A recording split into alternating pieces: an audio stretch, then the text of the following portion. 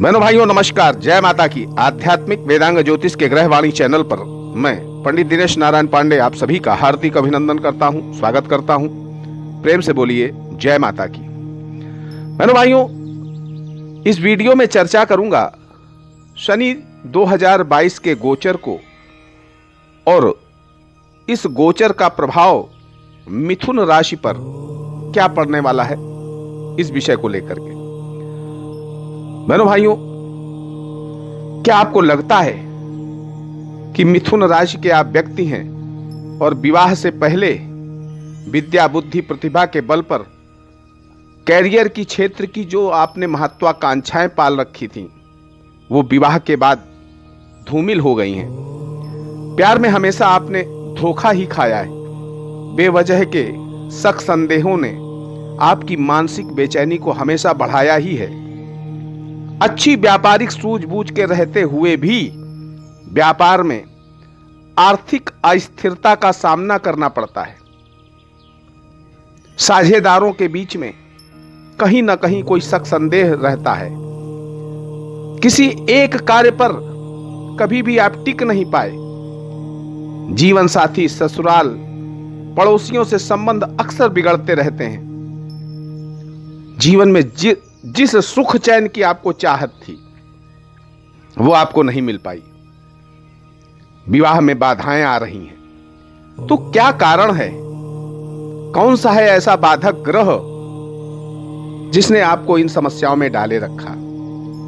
उस बाधक ग्रह के बारे में बताऊंगा जो मिथुन लग्न, मिथुन राशि के लिए बाधक ग्रह है। उस ग्रह के बारे में बताऊंगा वीडियो के लास्ट में।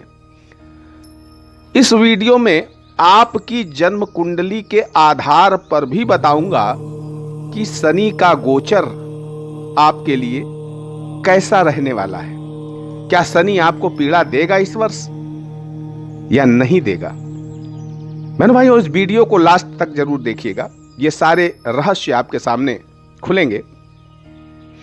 बहनों भाइयों, 24 जनवरी 2020 से 24 जनवरी से आपकी राशि से अष्टम भाव में शनि का गोचर चल रहा था, जो 29 अप्रैल 2022 तक रहेगा। मिथुन राशि वालों पर लौहपाद से शनि का आगमन हुआ था। इसने हमेशा संघर्ष की स्थितियों का आपके सामने क्रिएट की। संघर्ष आपने किया, वाद विवाद, गुप्त शत्रु, इनकी पीड़ा, राजकीय पक्ष से विरोध और अनचाही जगह पे स्थानांतरण, जीवन साथी को कष्ट, स्वयं को भी स्वास्थ्य संबंधी समस्या, मान सम्मान में कमी और असफलताएं। पिछले 2 वर्षों से यही देखने को मिला आपको। मानसिक रूप से दुखों का सामना करना पड़ा आपको। संतान कष्ट भी सहन किया। लेकिन इस वर्ष 29 अप्रैल के बाद 12 जुलाई तक शनि आपकी राशि से नवम भाव में गोचर करेगा। नवम भाव का गोचर अच्छा नहीं माना जाता है, लेकिन स्वग्रही होने के कारण और सकारात्मक पक्ष ये कि इस अवधि में शनि का ताम्रपाद से आगमन है, यानी आर्थिक और व्यावसायिक मामलों में तरक्की देने वाला है। पिछले वर्षों में जो काम अधूरे रह गए थे, जो योजनाएं आपने बनाई थी, वो इस वर्ष पूरी होंगी। भौतिक सुख साधनों में वृद्धि होगी, बढ़ेंगे ये। 4 जून से 23 अक्टूबर तक वक्री शनि की अवस्था में शनि के अप्रत्याशित कुछ रिजल्ट मिल सकते हैं। कुछ अच्छे, कुछ मिश्रित ऐसे परिणाम देखने को मिल सकते हैं। जो आपसे पद में छोटे हैं, आपसे उम्र में छोटे हैं, वो आपकी अवहेलना कर सकते हैं। 12 जुलाई से लेकर पुनः शनि का आगमन आपकी राशि से अष्टम में यानी मकर राशि में फिर हो जाएगा। लेकिन इस बार स्थिति में परिवर्तन है। पिछली दफे लौहपाद से आकर के उसने आपको परेशान किया था, लेकिन इस वर्ष ऐसा नहीं है। इस वर्ष इसका ताम्रपाद से आगमन हो रहा है, यानी तांबे के पाए से हो रहा है। तो ये कष्टदायक नहीं रहेगा। 12 जुलाई से जनवरी 2023 तक शनि आपको आर्थिक रूप से मजबूत करेगा, व्यावसायिक तरक्की देगा, अधूरी योजनाओं और कार्यों को पूरा कराएगा, मन मुताबिक स्थानांतरण कराएगा अगर आप इस तरफ प्रयासरत हैं। इस वर्ष आपको शनि पीड़ा से बहुत राहत मिलने वाली है।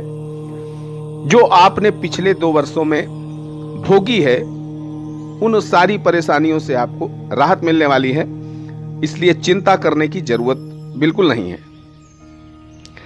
भाइयों, मिथुन राशि लग्न के लिए बाधक ग्रह जिसका मैंने शुरुआत में जिक्र किया है, जो समस्याएं बताई हैं, अगर आपके साथ ऐसा ही कुछ घटित हो रहा है तो बाधक ग्रह जान लीजिए मिथुन लग्न का बाधक ग्रह होता है बृहस्पति।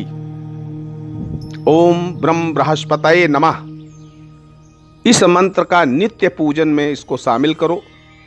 आसन पर बैठ करके रोज एक माला ओम ब्रह्म बृहस्पतये नमः मंत्र का जप करो। ये सारी समस्याएं जो मैंने शुरुआत में बताई बिल्कुल दूर हो जाएंगी। अब इस साल का गोचर जन्म कुंडली के आधार पर आपको बता दूं, अगर आप अपनी जन्म कुंडली के विषय में जानते हैं तो आप देखें कि जन्म कुंडली में शनि आपका वृश्चिक राशि में बैठा हुआ है, यानी 8 अंक पे बैठा हुआ है। कन्या राशि में बैठा हुआ है, यानी 6 अंक पर बैठा हुआ है। सिंह राशि में बैठा हुआ है, यानी 5 अंक पर बैठा हुआ है। मीन राशि पर बैठा हुआ है, यानी 12 अंक पर बैठा हुआ है। अंक कह रहा हूं, भाव नहीं कह रहा हूं, इस चीज को समझिएगा। तो इस वर्ष शनि आपको पीड़ा नहीं देगा। आपकी मीन लग्न है, यानी लग्न पर 12 लिखा हुआ है। मेष लग्न है 1 लिखा हुआ है। सिंह लग्न है 5 लिखा हुआ है। तुला लग्न है 7 लिखा हुआ है। वृश्चिक लग्न है 8 लिखा हुआ है। मकर लग्न है यानी 10 लिखा हुआ है। तो भी इस वर्ष शनि की पीड़ा आपको भोगनी नहीं पड़ेगी। आपकी जन्म कुंडली में गुरु को देखिए, गुरु 5 अंक पर यानी सिंह राशि पर बैठा हुआ है, तो आपको इस वर्ष शनि पीड़ा नहीं मिलेगी। कन्या राशि में यानी 6 अंक लिखा है, वहां गुरु बैठा हुआ है, तो आपको इस वर्ष शनि पीड़ा नहीं मिलेगी। कुंभ और मीन यानी 11 और 12 अंक पर आपके गुरु बैठा हुआ है, तो भी आपको इस साल शनि की पीड़ा नहीं भोगनी पड़ेगी। बहनों भाइयों, सुखी रहें, समृद्ध रहें। माँ भगवती की कृपा आपके पूरे परिवार पर बनी रहे। इसी मंगल कामना के साथ एक बार प्रेम से बोलिए जय माता की।